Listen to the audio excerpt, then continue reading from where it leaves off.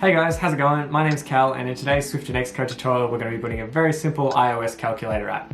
In the first part of the tutorial I'm going to provide an example of how you can nest horizontal stack views inside vertical stack views, and we're going to create a nice calculator grid. And in the second part of the tutorial we're going to use a very simple expression to do all of the hard work of the maths for us. As well, we're going to format some of our calculator results. By the end of this tutorial you should have a very basic calculator that you can then build upon, add different functions, better validation, that sort of thing. But yeah, with all that said, let's get stuck into it.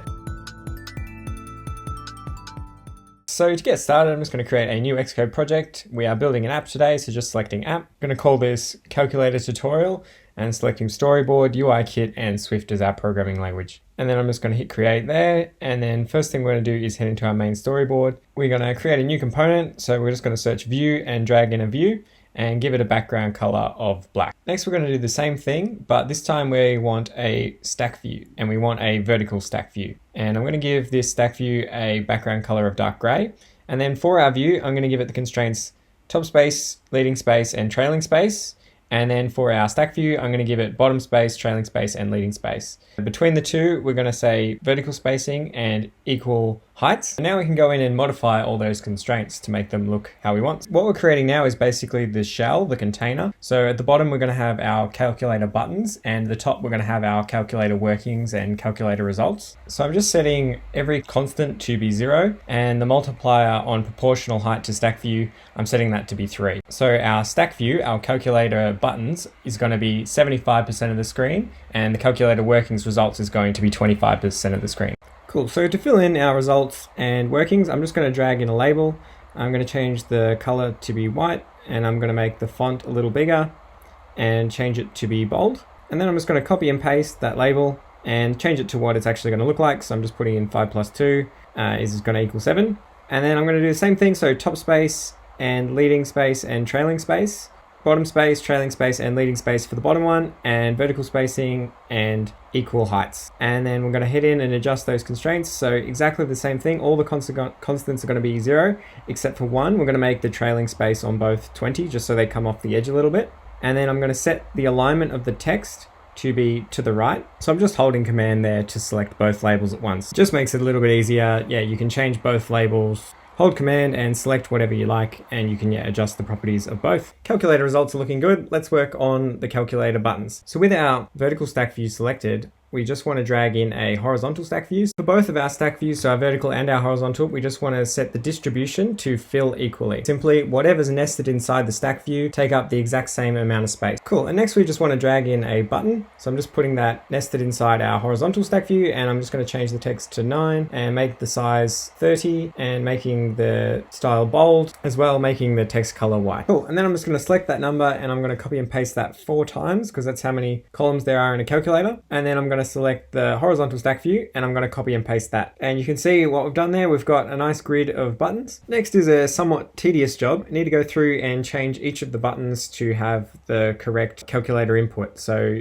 you could design your layout however you like. I'm just going to do it pretty basic. So just, addition, subtraction, percentage. I'm going to have an all clear button. So delete everything and just a backspace. So remove the last thing from the workings. But yeah, just changing the buttons, and I realized I needed one more row, so just copy and pasted that stack view one more time. For the equals, I'm actually going to nest a horizontal stack view inside another horizontal stack view. So I've got 2 horizontal stack views inside my one horizontal stack view, and then I'm going to delete the equals button from the first one and the 0 and the decimal place. And then that way I've got a 50%, a 25%, and a 25% on the width. And then just changing the background color of the equal sign to be orange. And then I'm going to change all of our function buttons, so addition, subtraction, yada, yada, yada, to be orange. And then anything that clears, I'm going to set the text to be red. And then I think we can change this top view to have the same color, so it all just looks a bit nicer. Nice. So next we're going to open up the assistant editor and just create a few outlets. So to create a basic outlet, you're just going to right click and drag above our view did load. And we're going to call this calculator workings, and the next one we're going to call calculator results. And then below our view did load, we're going to right click and drag, and you can see it's got action there.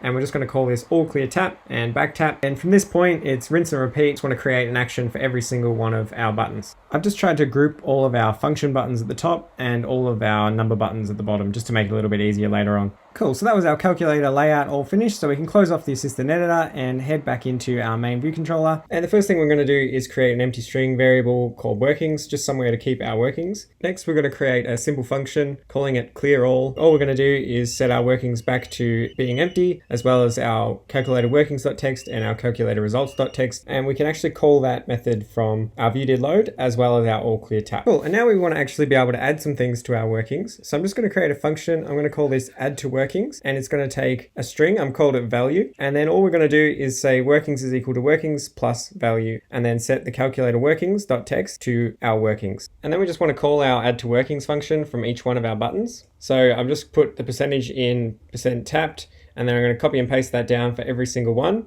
And then just going back through and changing the value to be the correct value. So 2 from 2 and minus from minus, and etc, etc. Whenever the user taps on any of the buttons in our calculator, it should just append it to our workings label. Cool, so for our back tap button, I'm just going to say if workings is not empty, workings.remove last. So take the last character from our working string and then just reset our calculator workings.txt. And now time for the most important button in our calculator, our equals tapped. I'm just going to say let expression equal to new ns expression, and then I'm going to say format workings, and we don't actually need any arguments. Let result equal to expression value with nil and nil as double. So given our working string, I want you to do the maths and put it into our result double. And at this point, we could just simply cast that result double to a string and stick it into our calculator results. But I'm actually going to create a function. I'm going to call it format result, which I'm going to give it the result, and it's going to return a string. If result.truncating remainder dividing by 1 is equal to 0, so if the number is a whole number, so meaning it has no decimal places, I want you to return our result cast to a string, but given the format of 0 decimal places, so round it to a whole number. Otherwise,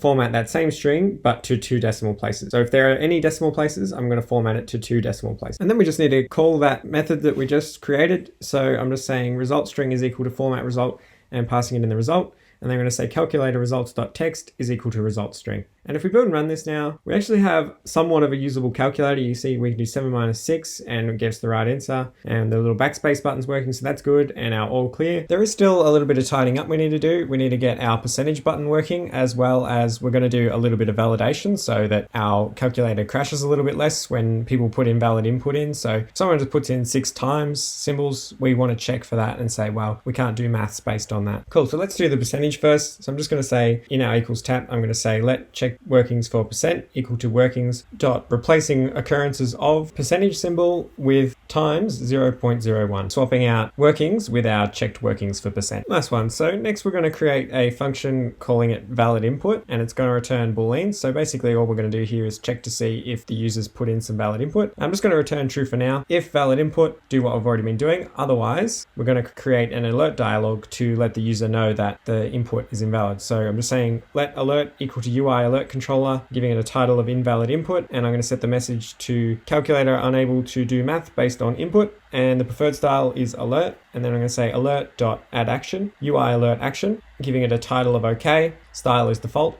and we don't need a handler, so it's just a really simple alert.